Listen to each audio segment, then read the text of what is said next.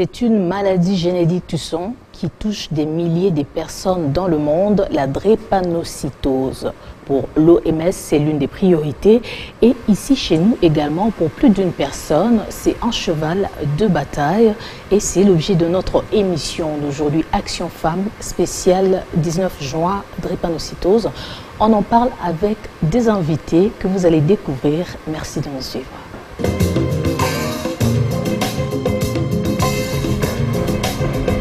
Action Femme.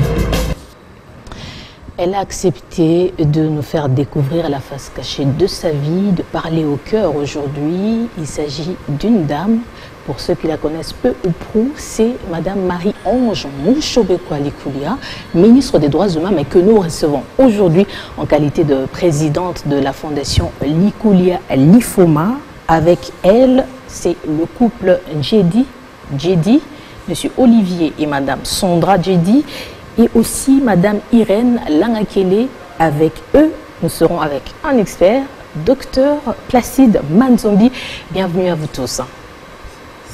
Vous avez sans doute remarqué que je ne suis pas seule. À côté de moi, c'est Élisée Odia, journaliste à Congo Web. Bienvenue et bonjour aussi. Bonjour et bienvenue. Merci de me permettre de participer à ce plateau spécial consacré à la drépanocytose. Comme vous le savez, selon certaines statistiques, c'est plus ou moins 50 000 enfants ici en République démocratique du Congo qui naissent avec cette maladie, mais également 6% d'enfants en pédiatrie sont drépanocytaires, puisqu'on est avec le médecin, comme il vient de le dire, les enfants sont le plus touchés par cette maladie.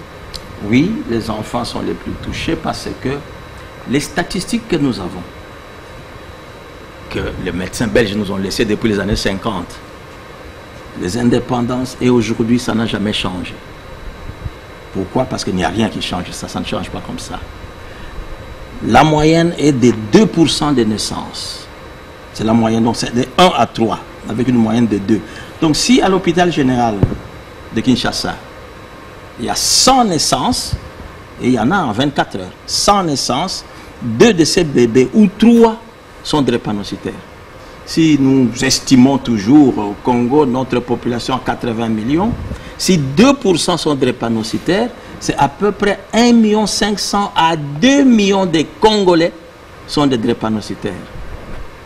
C'est vraiment une grande population et par conséquent un gros poids économique sur le plan de soins, tout ça. Nous devons arriver à réduire ces statistiques et il y a moyen de le faire. Comment justement arriver à réduire ces statistiques? Parce que vous nous dites que ça fait des années que ça ne bouge pas, ça ne change pas. Que faire? Il faut des actions intelligentes et une bonne volonté politique. Moi, je plaide, vous voyez, mon âge maintenant, je ne fais que sensibiliser sur la drépanocytose. Je plaide pour qu'il y ait soit un décret présidentiel, soit une loi votée au Parlement. Mais il y a un programme, non? Il y a un programme de lutte contre la drépanocytose, que je sache. Je vous donne un exemple. Vous voulez marier une personne dans votre famille. Vous allez, c'est ce que je veux, inscrire ce mariage à l'état civil.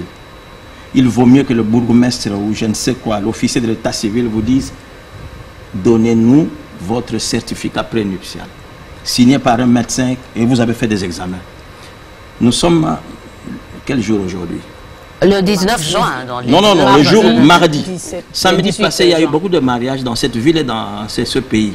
Combien sont partis se faire examiner avant de se marier? Donc vous êtes pour... Je suis pour qu'on puisse introduire une loi qui oblige à faire dépister tout le monde et à rappeler aux jeunes que vous avez un problème, attention. Mais nous n'allons pas détruire les libertés individuelles, mais qu'ils soient déjà informés. Justement. Que demain, si vous avez un problème, prenez cela en charge, assumez-vous vous-même. Oui, justement, parlons sans tabou, effectivement, puisque vraiment c'est ça le nœud du problème. Oui. Comment devraient se comporter les personnes qui se rencontrent pour la première fois? Se poser déjà d'emblée la question, es-tu de quel état de Non, je ne sais pas moi. Parce le que dépistage d'abord c'est le coup de foudre et en plus ça devenir, prend, voilà. Le dépistage doit devenir obligatoire à la maternité. Dès la naissance. Comprenez, on a fait des études comme ça. Prenons quand le sida est arrivé dans ce monde vers les années 80, on a fait des dépistages systématiques à toutes les femmes enceintes. On fait faire ces dépistages-là à des maternités, mais il faut acheter des appareils. Il faut mettre à la disposition de la population et des appareils et des personnes bien formées pour les dépister. Mais qui va s'occuper de ça? Sur ce plateau, il y aura certaines personnes qui ne seront vraiment pas du tout de votre avis. Hein. On va en parler parce que là, on a sur ce plateau, Gloria l'a dit, un couple qui, lui, vit ça, en fait. Oui. Il y a, on parle de couple JD. Oui. Racontez-nous, parce que qui d'entre l'homme et la femme est anémique, par exemple? C'est moi. Donc, la femme. Alors, on va commencer par vous, Madame Sandra JD. Quand est-ce que vous vous êtes rendu compte que vous étiez anémique? Ou on vous l'avait dit, vos parents vous avaient dit déjà ça dès le bas âge? Ou c'est en grandissant que vous vous êtes rendu compte que vous étiez anémique?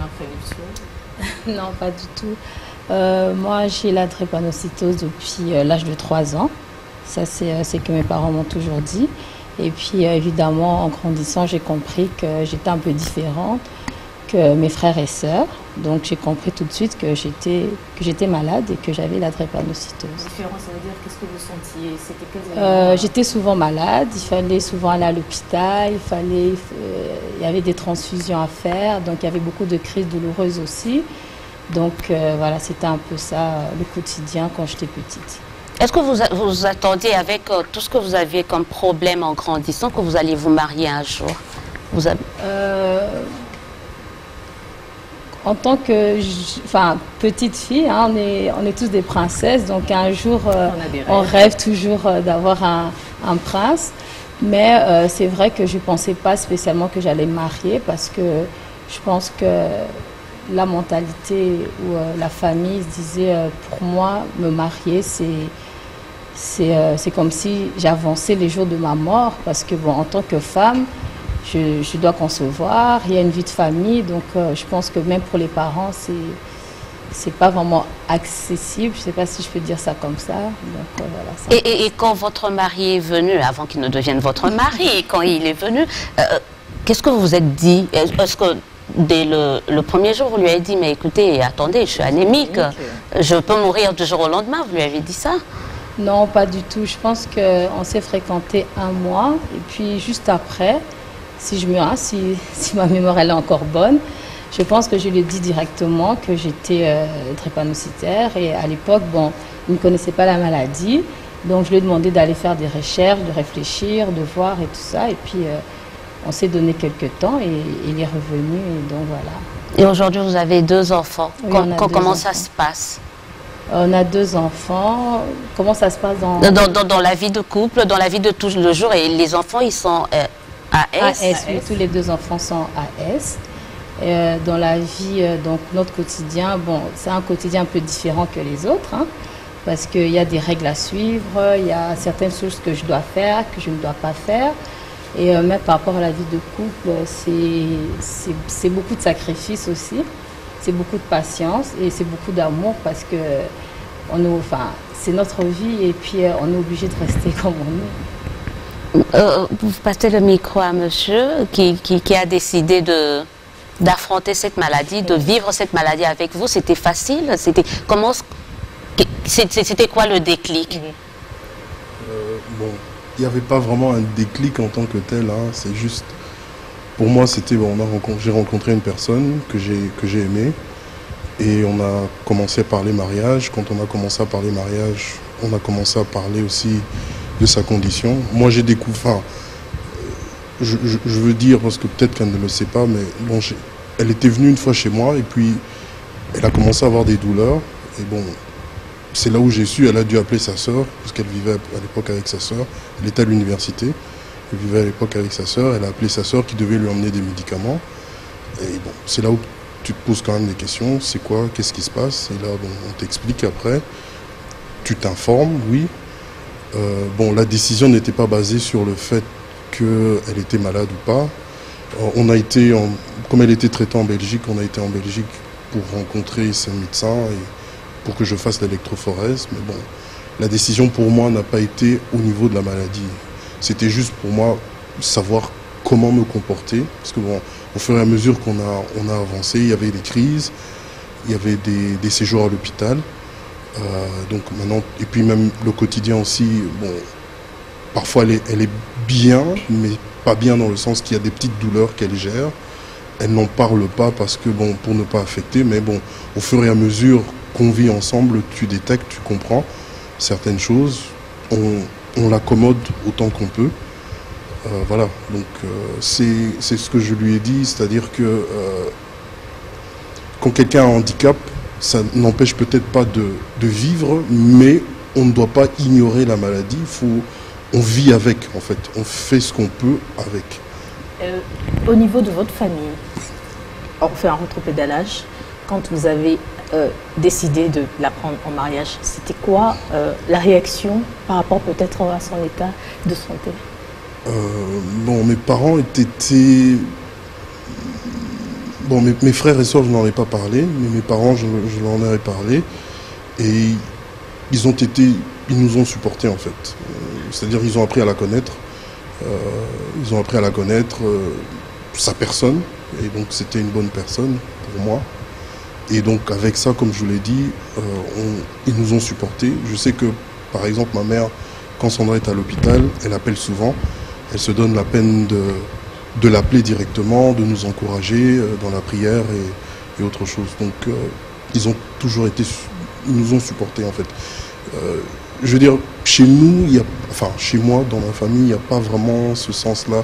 C'est en arrivant ici, puisqu'on a vécu à l'étranger, puis on est revenu, c'est en arrivant ici que tu vois qu'on a découvert en fait certaines choses par rapport à la maladie et comment c'est traité au niveau des familles et comment c'est difficile en fait au niveau des familles. Mais bon, pour nous, ça a été, bon, elle est malade, bon, on va à l'hôpital. Pour moi, même en l'épousant, l'une des premières choses que je cherche, c'est, bon, est-ce que le médecin, où est-ce qu'on va aller à l'hôpital?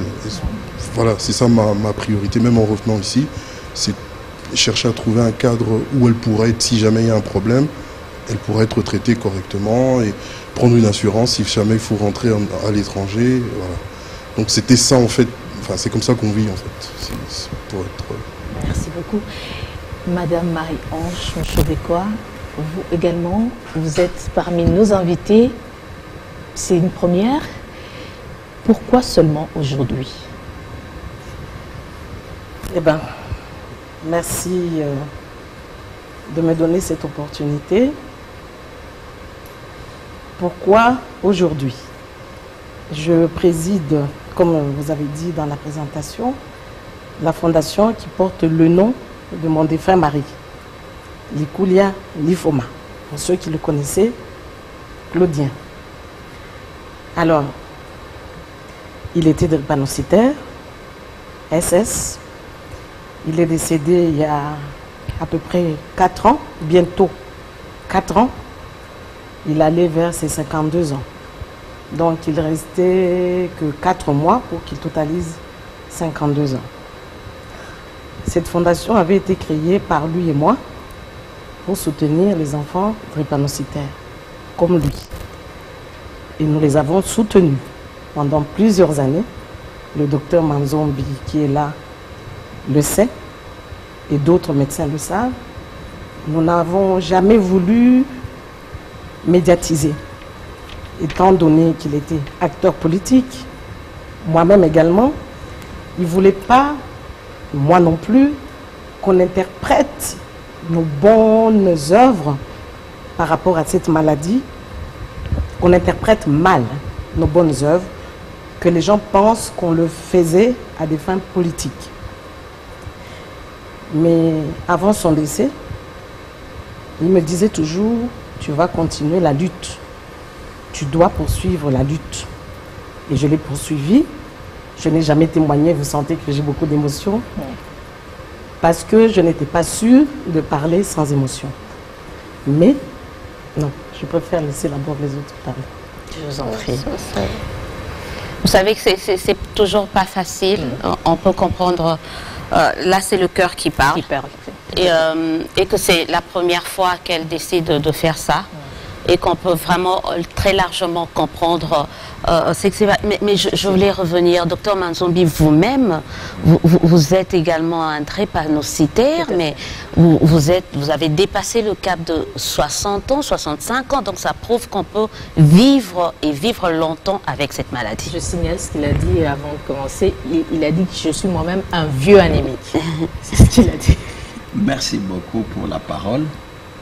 Le docteur Manzombi que vous voyez est un vieux anémique.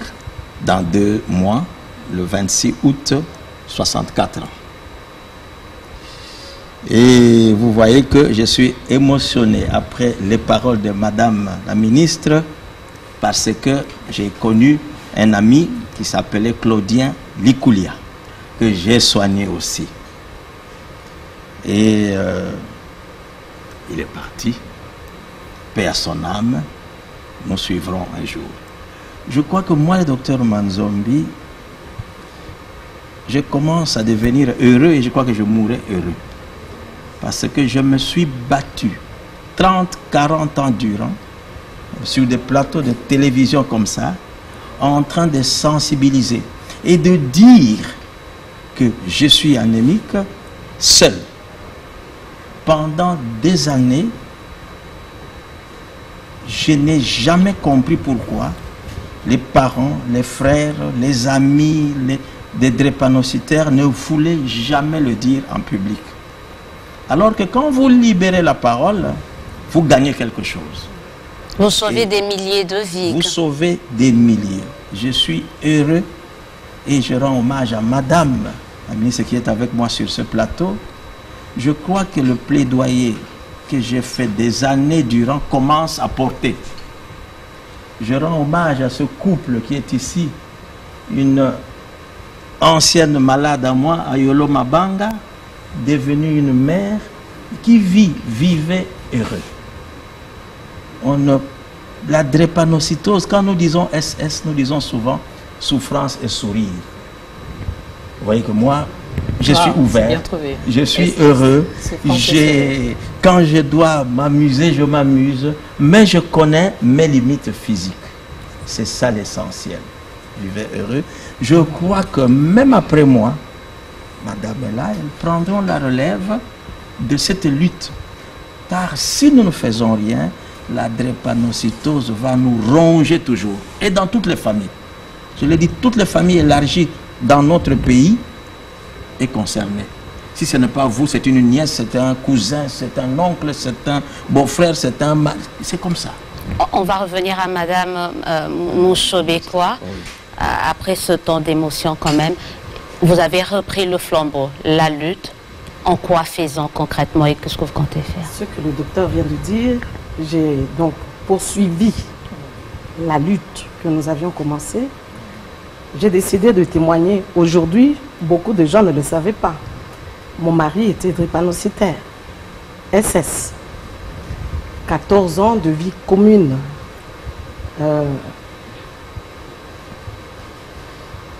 Si je décide de parler aujourd'hui, c'est pour encourager les mamans des enfants drépanocytaires qui, en République démocratique du Congo, ne vivent pas longtemps.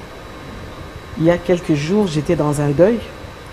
Un ami a perdu un jeune homme de 19 ans qui était drépanocytaire. Dans ce pays, les drépanocytaires ne vivent pas longtemps. La lutte que mon mari et moi, mon défunt mari et moi menions, nous apportions les médicaments, l'acide folique, le paracétamol, l'aspirine, la morphine aux enfants drépanocytaires, ainsi que les différents vaccins contre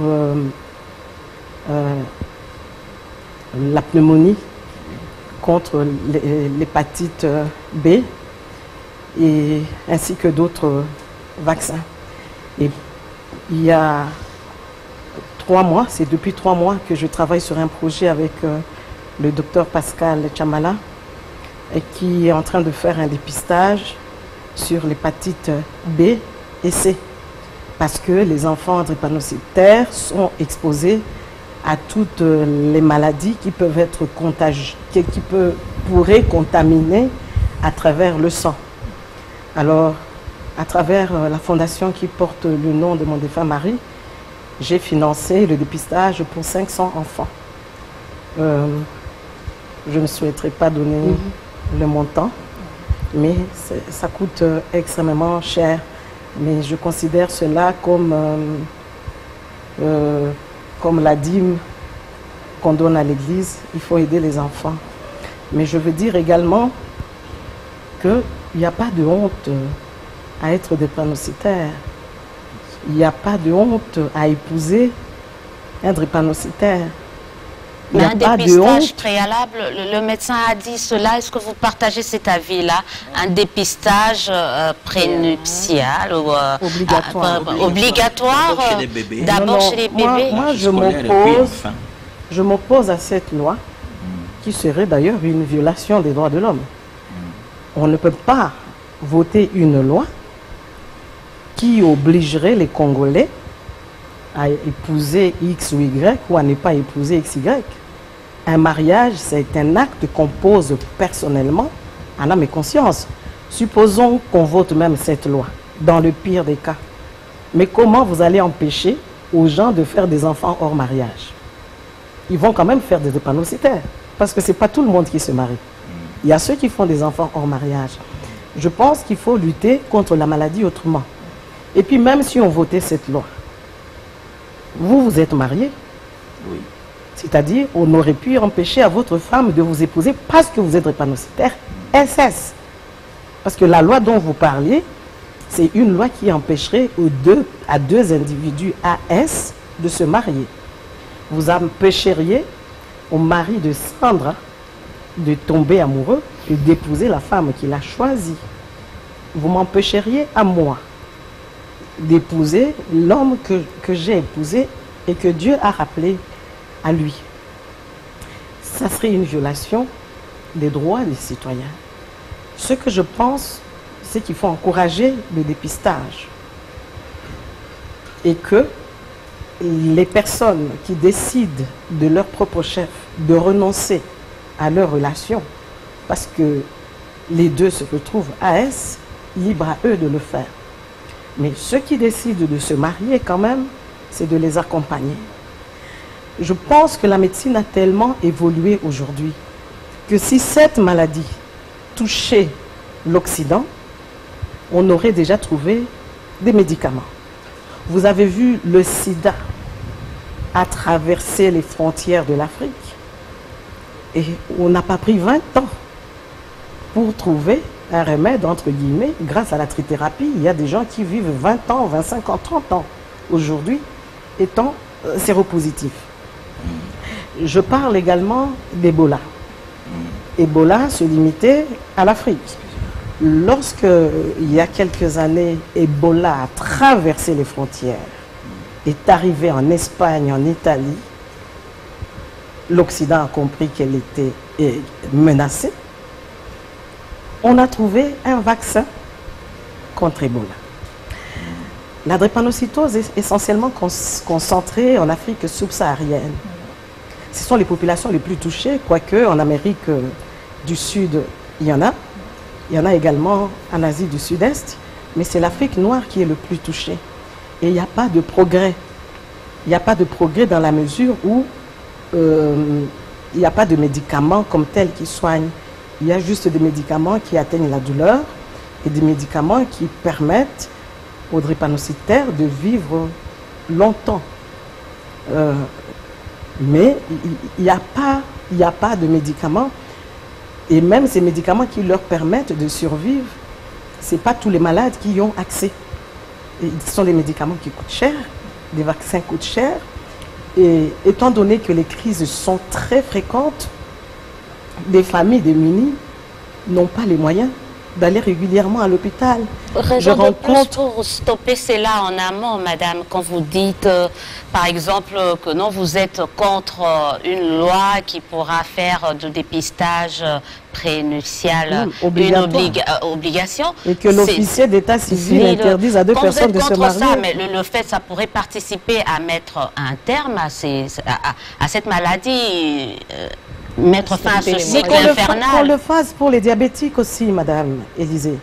Si votre grand-père était diabétique et que le grand-père ou la grand-mère de votre mari l'est aussi, vous avez des risques d'avoir des enfants diabétiques.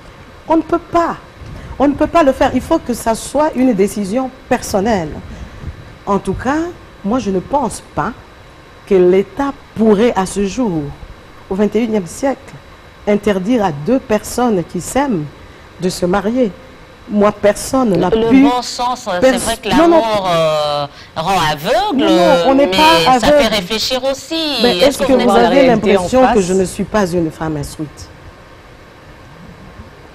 Je ne pense pas. Mais en âme et conscience, j'ai épousé l'homme que j'aimais. Et si c'était à refaire, je le referais de la même manière, parce que c'était mon choix. Comme monsieur vous a dit tout à l'heure, qu'on laisse à chacun le choix d'épouser la personne qu'elle veut.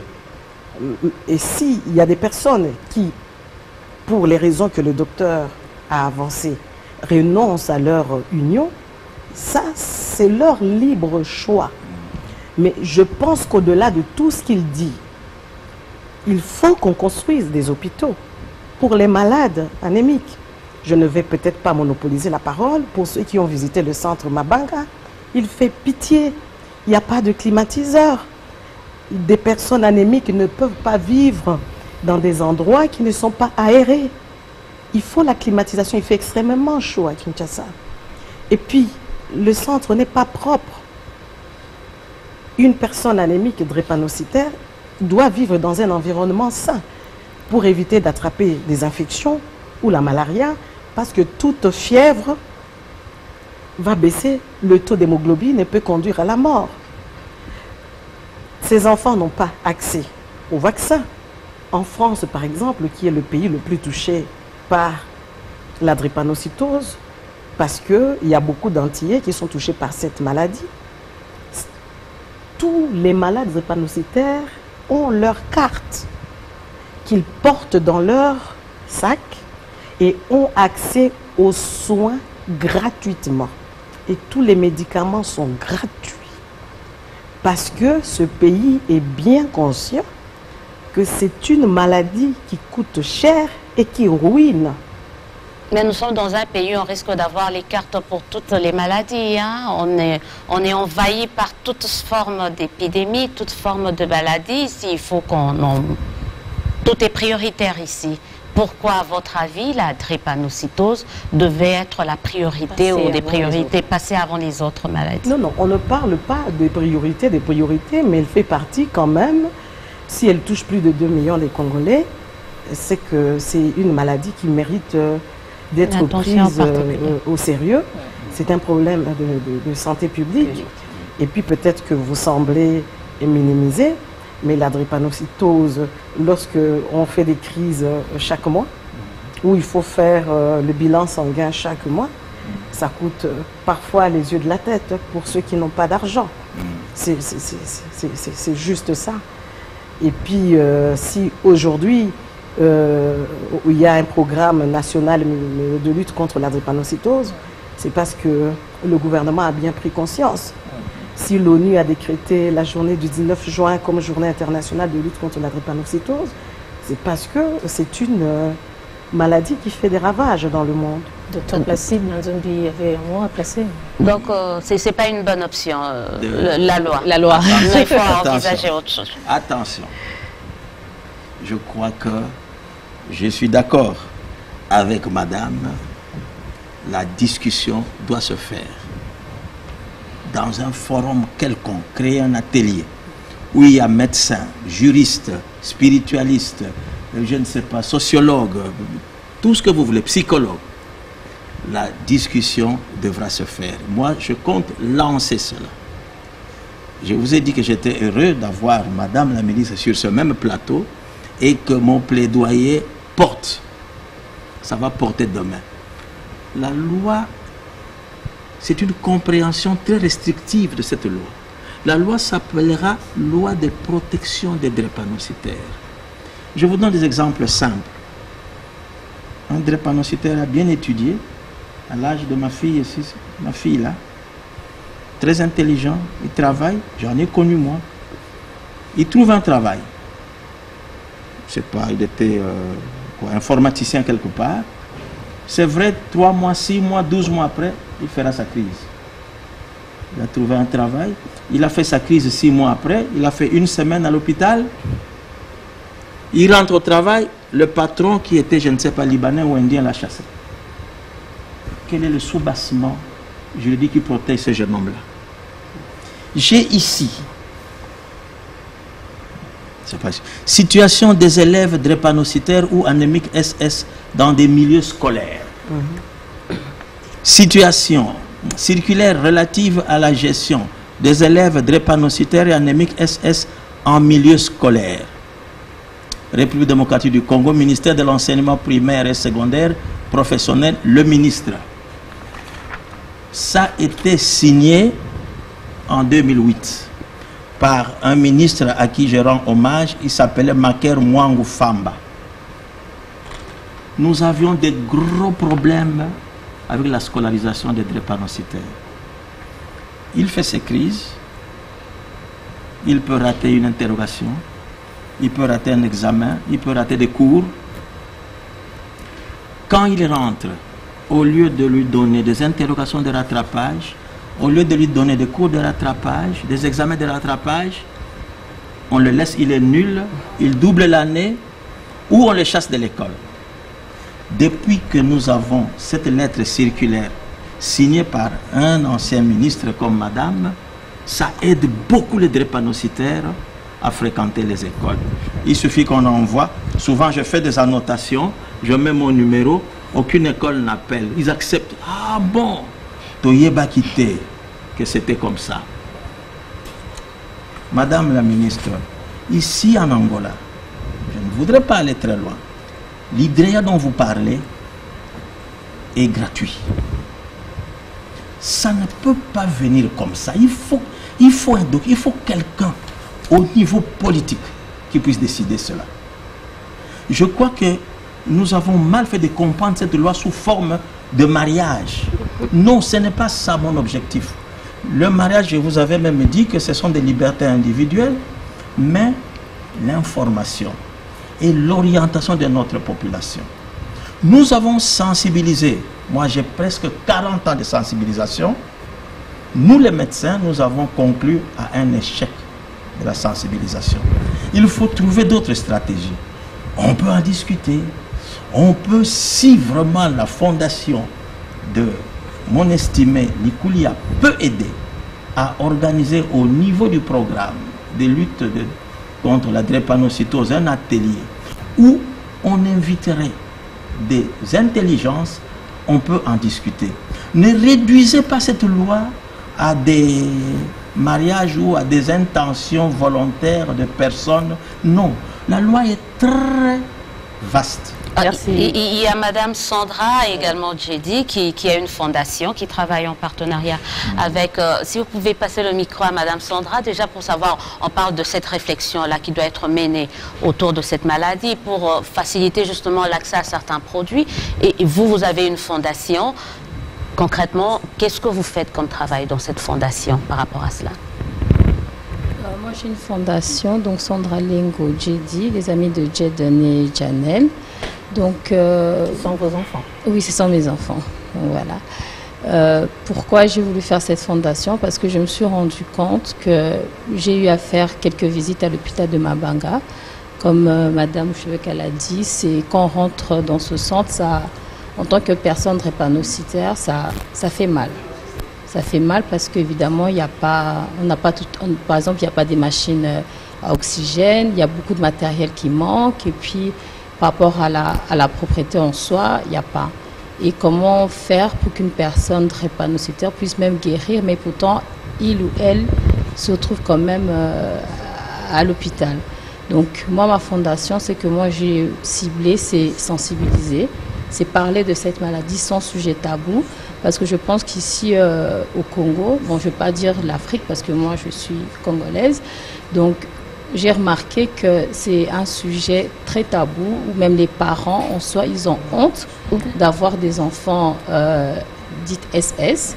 Et d'autres personnes ne sont même pas au courant que cette maladie existe et que cette maladie tue aussi. Ce manque d'information, oui, tout est au niveau de l'information. Oui, je pense qu'il y a d'abord le manque d'information, que les gens doivent être au courant, parce qu'il y a des gens qui ont des enfants DREPA, mais qui se cachent en fait, ils ont honte. Est-ce qu'on doit commencer cela au niveau des écoles? Parce qu'on a vu cette note circulaire. Vous pensez que déjà à partir de l'école primaire, secondaire, on doit parler des enfants de cette maladie et que ça ne soit plus un sujet tabou et que quand ils verront un de leurs amis ou souffrir de ça, qu'il ne faut pas se moquer de lui. Est-ce que vous serez de cet avis? On pourra l'inclure dans la loi ou comment? Oui, moi je pense que c'est une bonne idée. Parce que moi, mon fils, il a 5 ans. Et des fois, quand je fais des crises, ben, il me pose la question. Mais maman, qu'est-ce qui ne va pas? Pourquoi tu es tout le temps à l'hôpital? Qu'est-ce que tu as? Alors, j'ai pris le temps de commencer à l'expliquer. Je dis, voilà, je suis SS. Alors, il me pose la question, mais comment ça se fait que tu es SS et pas moi? Donc, il est au courant. Il sait qu'il est AS. Il sait qu'il est AS. Donc, ça veut dire que si un enfant de 5 ans est capable de comprendre quand même les bases, globule rouge, il comprend que des fois on lui pose la question, mais elle est où maman Sandra? Il dit non, mais maman est à l'hôpital parce que ces globules rouges sont en forme de croissant et ça ne circule pas bien. Voilà, il dit ça avec des mots d'un enfant, mais je pense qu'à partir de 6e primaire par exemple, primaire, secondaire, jusqu'à l'université, les gens doivent être au courant que cette maladie existe et ça va aider. Merci. Nous allons prendre cette fois Madame Irène Langakele. Vous aussi, vous êtes drépanocytaire. Oui. Dites-nous, quand est-ce que vous avez su que vous l'étiez et comment avez-vous accueilli ça? Bon, c'était en 2003. Là, j'étais encore à 13 ans et je souffrais le dos.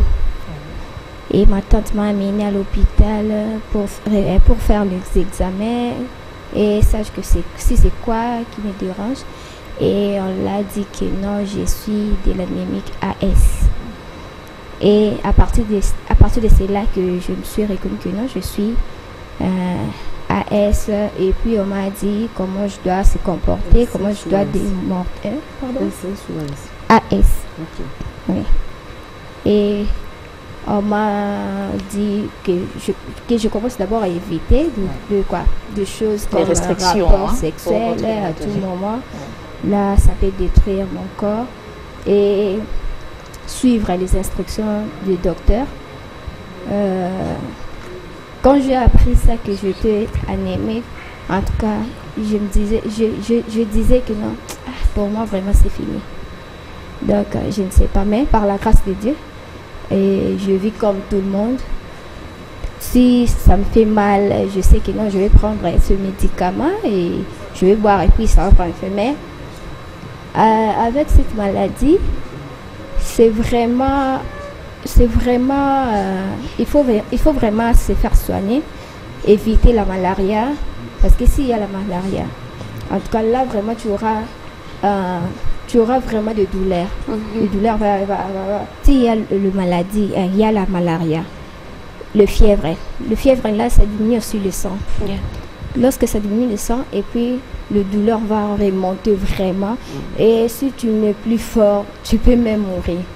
Tu peux même mourir parce que je connais 2 ou 3 personnes à Mabanga, ils sont morts à cause de cette douleur.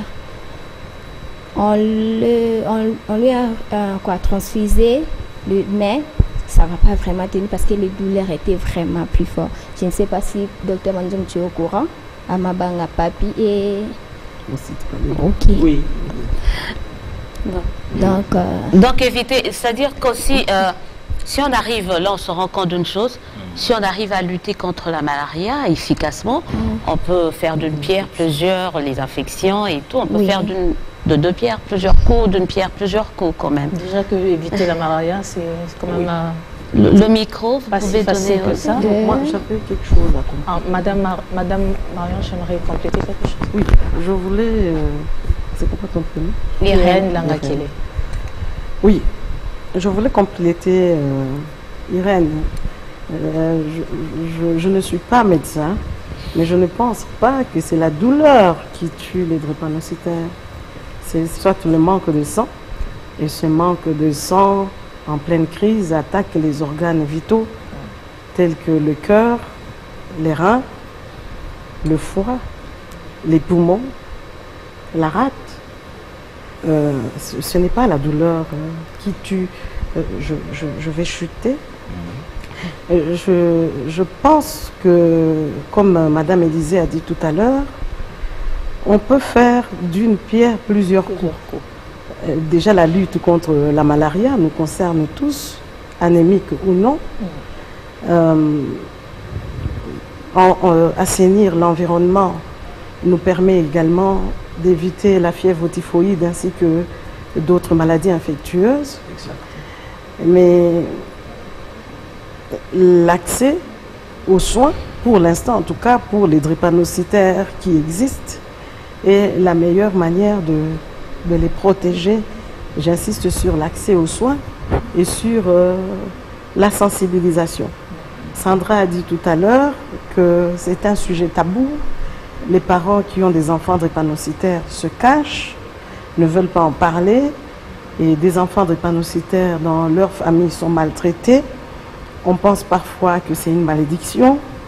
On pense que c'est peut-être dû à la sorcellerie d'une tante ou d'un oncle qui jalousait les parents, qui a rendu l'enfant drépanocytaire, ce qui n'est pas vrai. Je pense qu'il faut suffisamment sensibiliser. Peut-être qu'à l'époque où vous sensibilisiez, il y a 20 ans, il n'y avait pas les réseaux sociaux, il n'y avait pas autant de chaînes de télévision. Je pense qu'il ne faut pas vous fatiguer. Passez le plus possible à la télévision, expliquez ce que c'est la maladie, que ce n'est pas une malédiction, que ce n'est pas de la sorcellerie, qu'il y a des médicaments qui existent pour prolonger la vie et pour permettre aux anémiques de vivre normalement. Et en même temps, en profiter pour sensibiliser le pouvoir public, pour justement faire comme d'autres pays, comme l'Angola que vous avez cité. Mais je pense, pour aider également les drépanocytaires, la France, où mon mari lui se faisait soigner dès le bas âge, et où je l'accompagnais tous les 3 mois,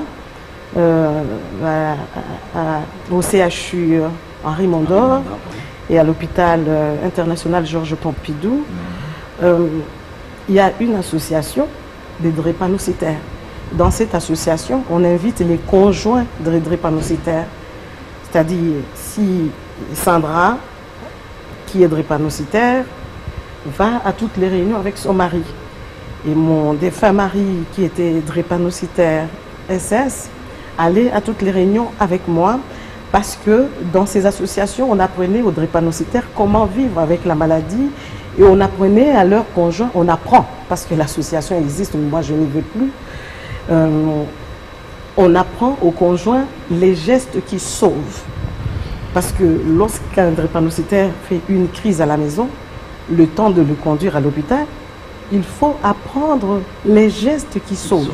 Et pour apprendre ces gestes aux conjoints et à la famille des malades, il faut les sensibiliser et leur faire comprendre la maladie. D'où il faut briser le silence, en fait. Monsieur Olivier Djedi, un dernier mot, un message, vous qui êtes marié à une dame drépanocytaire. C'est un message d'espoir, en fait, dans le sens qu'il y a moyen de vivre avec. Je voulais quand même, je sais pas, on n'en a pas parlé, mais bon, pour moi, cette maladie ici, dans ce pays, est un peu mystifiée et qu'il faudrait quand même démystifier cette maladie. Je voudrais donner une petite anecdote qu'on a eu, un cas que nous avons connu rapidement. Ma femme était tombée malade, je l'ai emmenée dans un centre de la place, pour ne pas le citer, et elle était en train d'être soignée, et elle a entendu les infirmières en train de dire, mais c'est une infirmière qui disait à sa collègue, mais pourquoi tu te... En lingala, excusez-moi. Elle disait en lingala, elle disait, mais pourquoi tu t'empresses de de la soigner, elle est SS, elle est Akufalobi. Donc, quelque part, ce genre, quand ça vient de la communauté médicale, voilà, il faut arriver à démystifier cette maladie et arriver à dire aux gens que bon, c'est possible. Hein. Voilà. Merci Madame Sandra aussi. Peut-être un dernier mot avant de donner la parole à Madame Irène. Moi, ce que je peux rajouter, c'est simplement dire que moi, en tant que personne drépanocytaire, pour moi, c'est pas une fatalité. Pour moi, c'est une force inestimable parce que tous les jours, avant, c'était mon combat. Maintenant, c'est le combat de mon mari, de mes enfants. Et je vis, comme le docteur Mazovi a dit, si j'ai envie de me faire plaisir, aller en voyage, faire la fête, on vit comme tout le monde, sauf qu'on a certaines disciplines à avoir. Et on a droit à la vie, on a droit d'aller à l'école, on a droit de se marier, on a droit d'avoir des enfants. Donc pour moi, c'est vraiment ça. Et qu'on arrête de voir cette maladie comme Madame Chebeko a dit, comme la sorcellerie, un sujet tabou. On n'est pas des enfants de la honte. Si on est là, c'est quelque part, il y a eu deux personnes qui se sont aimées et qui ont voulu aussi avoir des enfants, d'où je suis là. Je porte cette maladie parce que, bon, à l'époque, il n'y avait pas la connaissance claire de cette maladie. Les parents, ils étaient inconscients. Et aujourd'hui, je ne peux pas les en vouloir parce que moi, je ne dirai jamais assez merci à mes parents parce que moi, ils m'ont donné cette chance d'aller à l'école. Ils ont tout fait comme mes frères et sœurs. Mais sauf que c'est vrai que maman devait dormir à l'hôpital régulièrement avec moi. Mais voilà, c'est vraiment ça. C'est vraiment un message d'espoir pour les personnes drépanocytaires. Je reviendrai dans une autre émission sur le comportement des infirmiers et des infirmières qui sont souvent extrêmement méchantes. Ce que Olivier a dit, je l'ai entendu 1, 2, 3 fois. Je vous dis qu'il y a un jour, j'ai failli sauter sur mais on en parlera une prochaine fois. Ils n'ont pas le droit de mal parler aux gens. Je pense que la justice devrait sanctionner. Je vous remercie beaucoup et j'espère que vous allez nous accompagner dans cette lutte.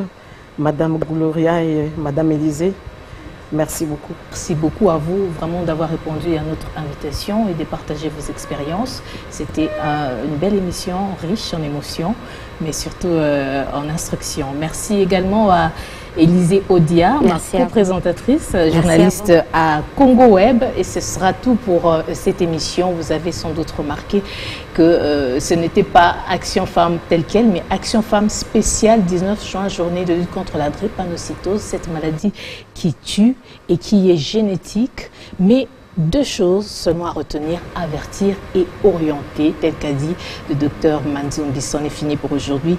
Très heureuse d'apprendre que vous avez été nombreux à nous suivre. On se retrouve certainement prochainement avec le même plaisir.